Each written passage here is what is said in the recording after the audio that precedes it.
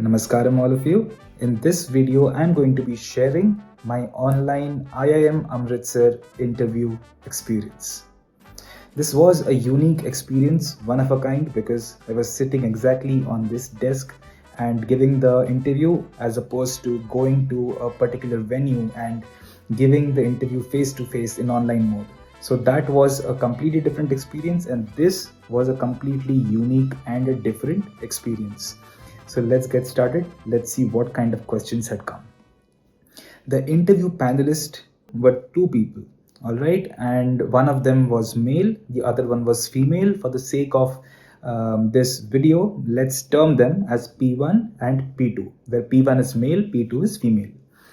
Now, the first question asked to me was, where am I joining from? So no questions about introduction right off the bat. They just started with, where am I joining from, or where am I from? So as I answered, I am from Pune. They asked me about the governor of my state, which is Maharashtra.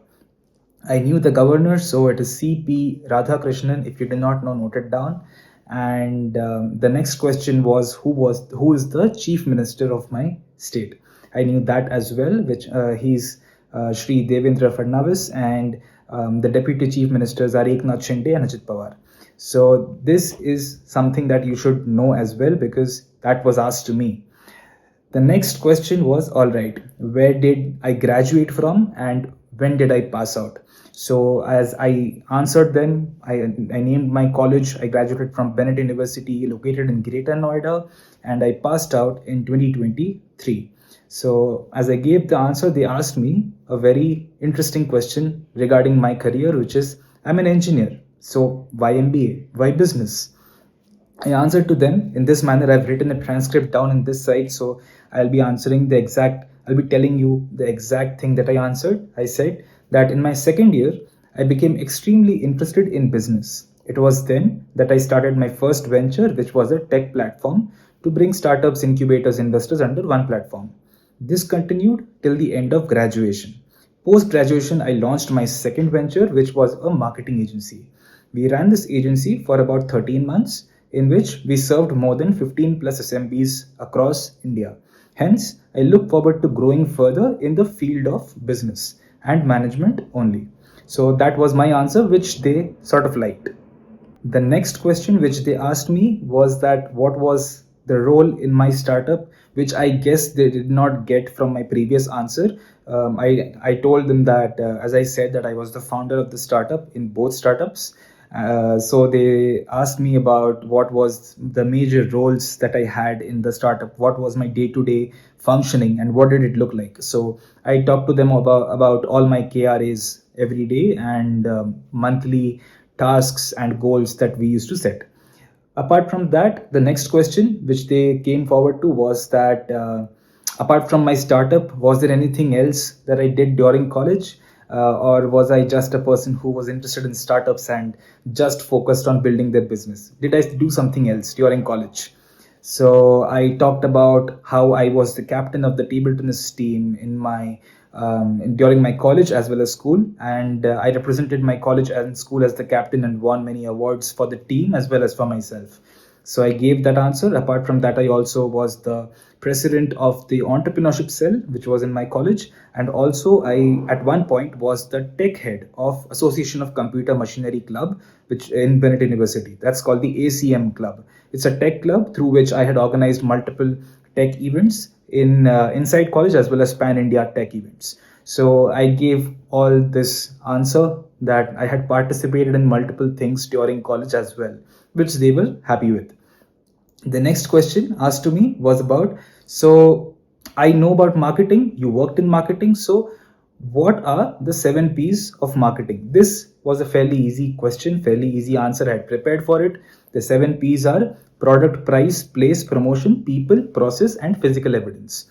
The next question asked was, okay, what's the difference between promotion and publicity? Which I humbly said that I did not know at that time, because I, in my understanding, understood that publicity was inside promotion in the 7 P's of marketing. But since they asked for the difference, I said that might be in this train of thought that publicity is something which is more towards traditional media, and promotion is looked at something like social media, search engine marketing, the newer forms of media. The next thing is all right, so that was done from P1, and then he said, okay, over to you, P2. P2, as I already said, was a female teacher, was a female panelist. So she started by asking me that, good morning, can you elaborate what difference you found in marketing while serving different sectors and different companies?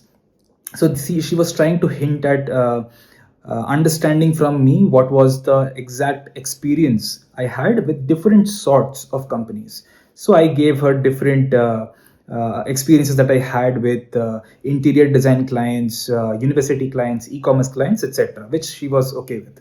Then she said, all right, and what do you think are the most important metrics for paid ads? I gave her the answer. I said CTR is an important metric and opt-in rate. These are two very important metrics. And I explained these two metrics and why it is important, etc. The problem here was that I even noted down that I missed out on an extremely important metric when it comes to paid ads, which is called ROAS, which is return on ad spend. So for my further interviews, I will not miss that point. The next question asked to me was, what is performance marketing? I had done a 3-month cohort or course on performance marketing already, which was a course by Growth School. So I knew everything about this particular subject, and I talked to her about this. So she was pretty content with that as well.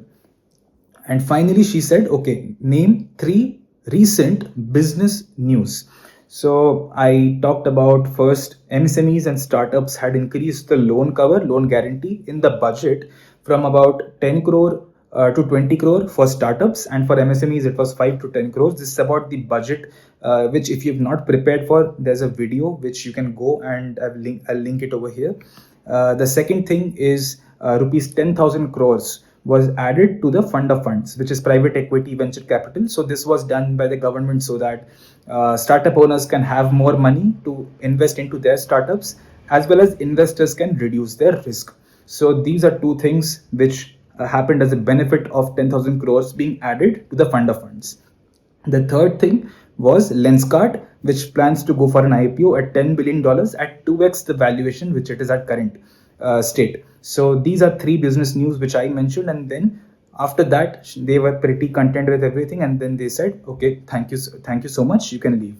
After which I went out of the online interview, and there were other panelists, other students who were waiting for their interview. So they had their interviews after that. This was the complete experience. I hope you like it. Subscribe and like this video. Bye bye. I'll see you again.